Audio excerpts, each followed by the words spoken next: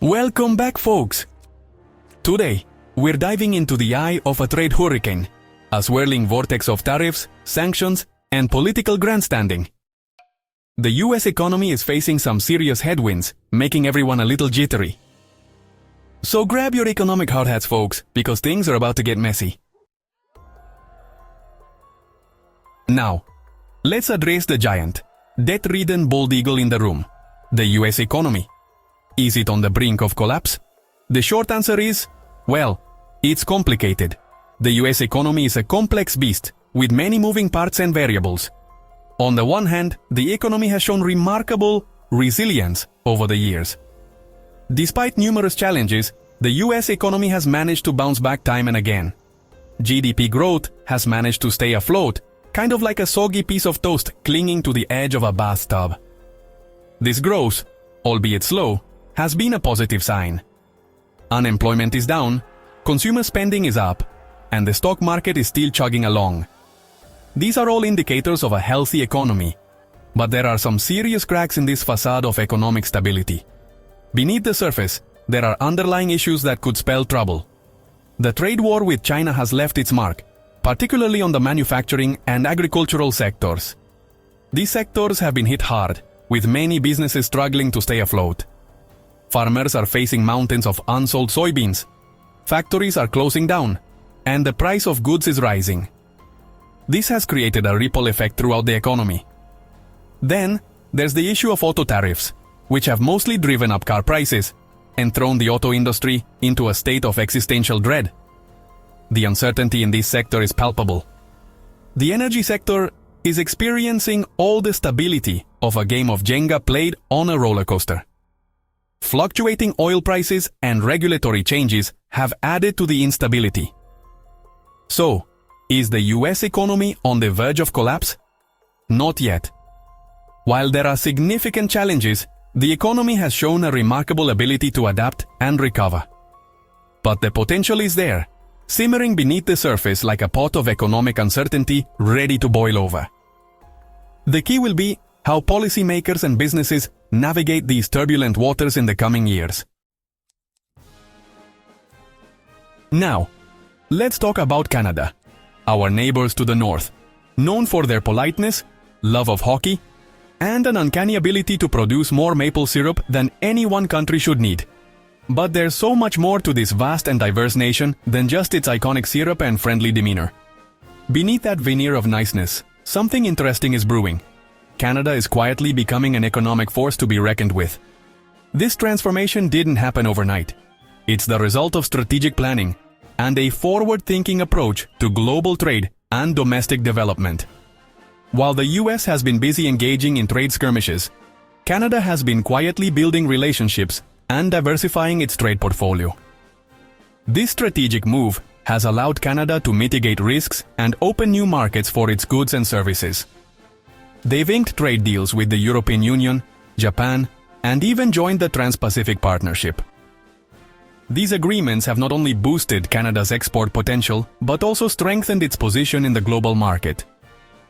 Canada has been strategically investing in education, infrastructure, and innovation, creating an attractive environment for businesses and skilled workers.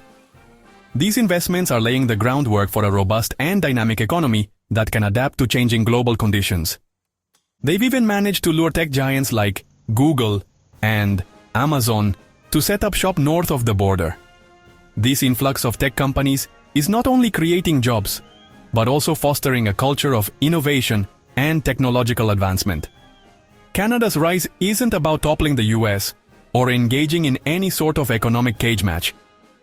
Instead, it's about building a sustainable and inclusive economy that benefits all Canadians.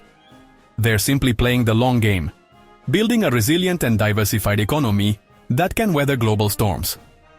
This approach ensures that Canada remains competitive and prosperous in the long run. Canada's economy has been growing steadily, their unemployment rate is the envy of the developed world, and their currency is looking more and more like a safe haven for investors. This stability is attracting more international attention and investment. So, while the US is busy trying to build walls, Canada is building bridges, and in the process, they might just be building a brighter economic future. By fostering international cooperation and focusing on long-term growth, Canada is positioning itself as a key player on the global stage. Alright folks, let's talk about the dragon in the room, the US-China trade war.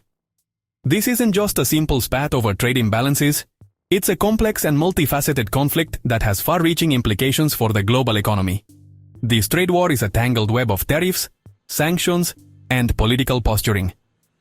It's a high-stakes game where both sides are trying to outmaneuver each other, and the consequences are felt worldwide. But here's the thing.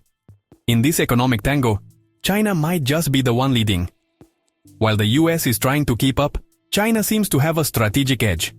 China has a few key advantages that make them a formidable opponent in this trade spat. Their economic strategies are not just reactive but proactive, positioning them to capitalize on long-term gains. First off, they're playing the long game. Unlike the US, which often focuses on short-term gains due to political cycles, China plans decades ahead. They've got a planned economy, which means they can absorb economic pain in a way that would make even the most stoic accountant wince. This ability to endure short-term losses for long-term benefits is a significant strength. The US economy is a finely tuned sports car, fast and agile, but prone to breakdowns. It's highly responsive, but also highly vulnerable to shocks and disruptions. China's economy? That's a tank. Slow, steady, and built to withstand a beating. It may not be as flashy, but it's incredibly resilient and can keep moving forward despite obstacles. Secondly, China is the world's factory floor. Their manufacturing capabilities are unparalleled, and they produce a staggering amount of goods. They produce everything from iPhones to socks, and their efficiency in manufacturing is a cornerstone of their economic power. And guess what? The US relies on a lot of those goods. American consumers and businesses are heavily dependent on Chinese products, making the US vulnerable to supply chain disruptions. So, when the US slaps tariffs on Chinese goods, it's not just China that feels the pinch. American consumers and businesses do too. Higher prices and supply shortages can ripple through the US economy, affecting everyone from shoppers to CEOs. Finally, China has been busy cozying up to other countries, forging new trade deals and strengthening existing ones. They're expanding their influence and creating new economic alliances. This trade war, folks, is far from over. It's a complex and evolving situation that will continue to shape the global economic landscape for years to come. Stay tuned, because this is one story that's still unfolding. Now, let's zoom out for a moment and talk about the bigger picture. The global economy. Imagine a giant house of cards. Each card represents a different country's economy, all precariously balanced on top of each other. The US economy? That's a big card, folks. Like, the Queen of Spades? Kind of big. But even the biggest card can't hold up a wobbly structure forever. The global economy is facing some serious headwinds. We've got Brexit, rising populism and nationalism, and climate change looming over all of this. All of these factors are creating uncertainty and volatility in the global economy.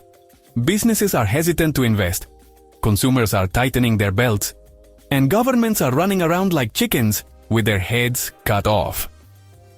The US economy, despite its size and relative strength, is not immune to these global forces.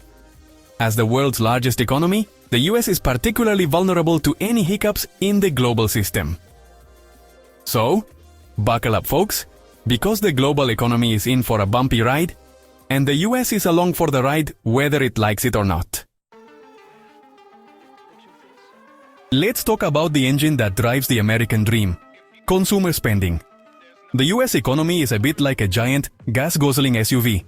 It's big, it's powerful, and it relies on one thing to keep it running: fuel. And that fuel, my friends, is you, the American consumer. For decades, American consumers have been the unsung heroes of the global economy. We shop, we spend, we rack up credit card debt with enthusiasm. Our insatiable appetite for stuff has kept the economy humming along. But lately, there have been signs that this engine of economic growth might be sputtering. Wages have been stagnant for decades. Meanwhile, The cost of everything, from healthcare to housing, has been skyrocketing. This combination of stagnant wages and rising costs has left many American families feeling squeezed. Now, let's talk about the donkey and the elephant in the room. American politics. The political climate in the US is about as stable as a Jenga tower built on a trampoline during an earthquake.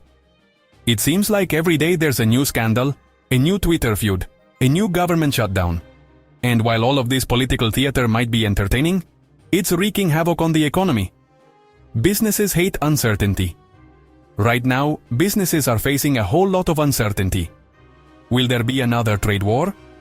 Will interest rates go up? Will the government shut down again? Nobody knows. This political dysfunction is eroding trust in the government.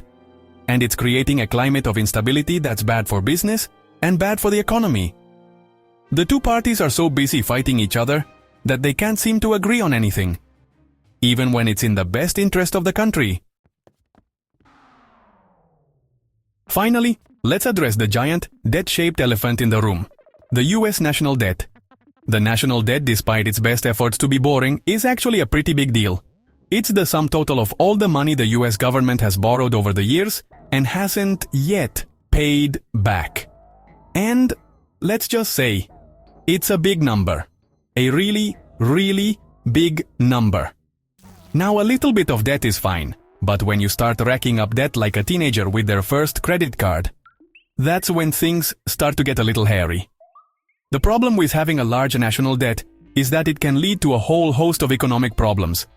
It can crowd out private investment, drive up interest rates, and even lead to a sovereign debt crisis.